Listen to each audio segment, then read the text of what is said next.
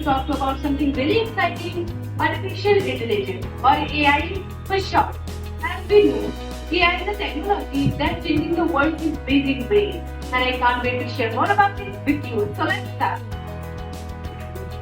So the first is introduction to AI. The term artificial intelligence was first coined by the John McCarthy in 1956. So what exactly is artificial intelligence? Well, AI is like giving a computer the ability to think and learn almost like a human. This means that computers can now do things that used to be possible only for people. So, the second is, how does AI work? AI works by learning from data. Think of data as information like pictures, numbers, words that the AI uses to understand the world. For example, if you show thousands of pictures of cats, it will eventually learn to recognize a cat in a new picture. This is the work of AI. So, the fourth is types of AI.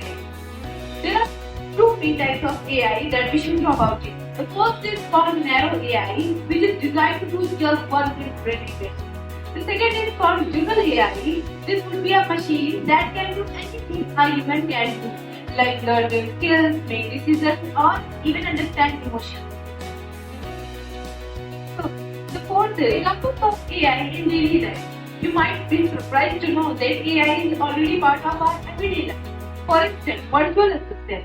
AI-powered virtual assistant like Siri, Alexa, and Google Assistant allowing them to understand and respond to voice commands, set reminders, play music, and answer questions. The second is self-driving cars.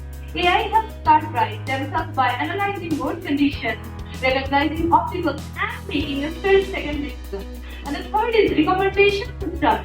AI analyze your viewing or shopping habits to suggest movies, videos, or products that you might like. So, the sixth is the future of AI. Imagine the world where AI assists in surgeries or even discovers new medicines. The possibilities are endless. Ethical consideration.